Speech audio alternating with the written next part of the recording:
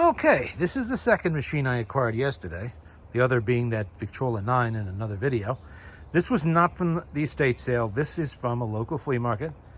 It is a Columbia. I do not know the model. I'm not that familiar with Columbias. I don't play with them too often. Its approximate age, I'm going to put it around somewhere between 1914, 1915, around in there is my guess. It is oak. I don't know if Columbia had a particular color for this, but I would call it golden oak. It's in very nice shape. That's what caught my eye. It's not the usual grimy mess. Even the panel underneath still has the patent sticker on it, you know, saying that this was a $50 machine whenever it was new, which was a lot of money at the time. That's roughly $700 in today's money. Roughly, if this was about 1915, 16, somewhere in there, maybe even more than that. The reason why I usually avoid Columbias is because they were an early phonograph user of pot metal. Pot metal, of course, deteriorates with age. It swells up and cracks and splits and crumbles. And then you're stuck trying to replace parts, particularly in the tone arm. Now, being a Columbia, it does have louvers for the sound control, as you can see right there. That's how you control the sound on a Columbia. They couldn't use doors. That was a Victor patent. Okay. Now, this is what caught my eye most of all.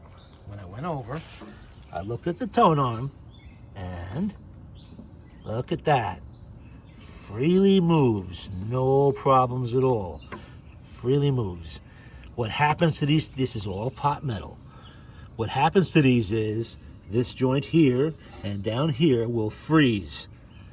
They will stick when the metal swells up and locks in place.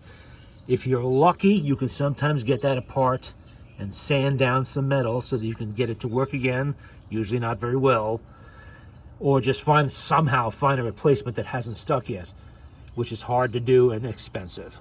This one is beautiful. It's like it has not swelled at all. Everything's moving nice, and it does not look like it's been messed with in any way. The reproducer looks good. Obviously, he needs a rebuild, but he still has the diaphragm. It's not all beat up. Even looks like it has decent needle bar alignment. Not that that matters, you adjust that anyway. All the needle cups are here. They get lost a lot. And even the felt is nice. You know, there's the Grafonola decal on there. Doesn't say anything about model number, unfortunately. So I don't know what model this is. No clue. And I played with Columbias in the past, usually to my detriment when I couldn't find a decent tone arm for them. And they went into the parts bin. This does not appear to need any parts. The motor does spin, so I know the spring's not broken. It spun fairly quietly too. I'm not gonna do it now, as I think it ran out of power, but that probably needs a normal service. And most of all, the seller was motivated. They wanted it out of there. It was the end of the show. And it wasn't me that found it. It was a friend of mine, actually. I told him, check out that needle bar, that tone arm. You send me pictures. And he did. And I said, yeah, okay, I'll spring for that. After a little bit of haggling. Very nice machine. And probably going to be a keeper, because I don't have one like this. And this, I'm going to guess, like I said, it's roughly the same size, maybe slightly larger footprint than the Victrola the 9th tabletop, Victor's largest tabletop model in the mid-teens, probably made to compete with that. I have online seen this motorboard and cabinet on a big floor machine, you know, a big floor mod with a record cabinet underneath all of that stuff. So I guess they had multiple versions of this cabinet. And the wood looks very nice. I'm not sure if this is all hardwood. This doesn't look like it's a veneer. I'm guessing, and the wood is not as thick as on a Victor. So that means, while a 9 is 47 pounds, a Victrola the 9 is 47 pounds, this is more like, I'm guessing around 22, 23 pounds. So I think this is all solid wood.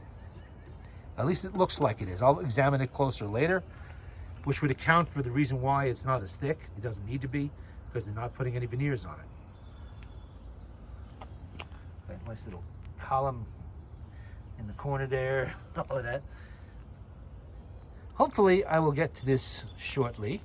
I'm right now in the middle of working on a Victrola 9, another one, and I don't really think it needs much to get this playing.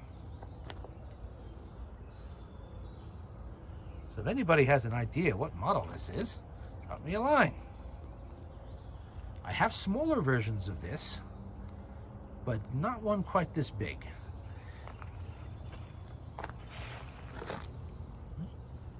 And it has the crank. That's important too, because if it's missing the crank and you don't have a big bucket of cranks like I do, that could be a problem. And it does not appear that anybody's messed with the finish. It still has the alligator ring, as I said. But the alligator ring is minor and it really doesn't detract from anything.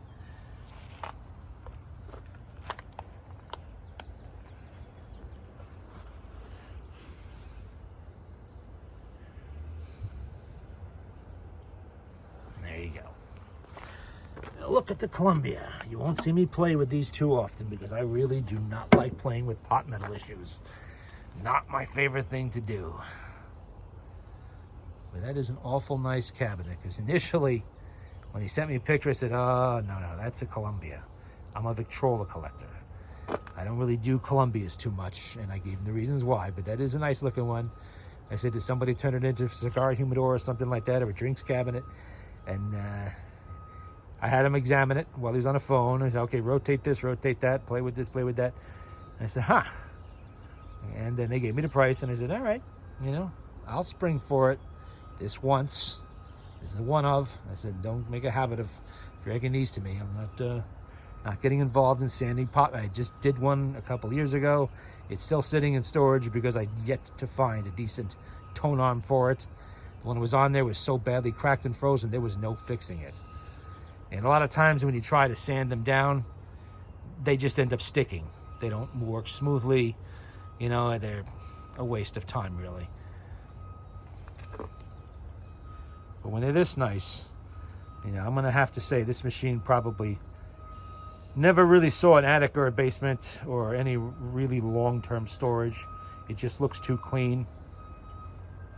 That somebody was taking care of this. Sorry about the beeping in the background. And there you go. That's our look at the Columbia mystery model for today.